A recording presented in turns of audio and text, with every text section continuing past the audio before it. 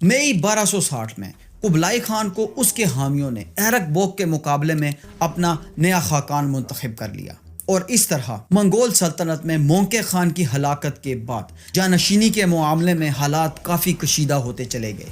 جبکہ مصر میں سلطان سیف الدین قطز کی شہادت کے بعد رکن الدین بیبرس وہاں کا نیا سلطان بن چکا تھا۔ منگول خاقان یعنی دی گریٹ خان کی سلیکشن کے لیے منگول وزراء اور طاقتور حلقوں میں جوڑ توڑ جاری تھی، اور اس دوڑ میں سر فہرست تھے قبلائی خان اور ایرک بوک۔ ہلاکو خان جانشینی کے اس جنگ میں قبلائی خان کی حمایت کر رہا تھا، جبکہ گولڈن ہارٹ کے حاکم برکائی خان ایرک بوک کی سپورٹ میں کھڑا تھا۔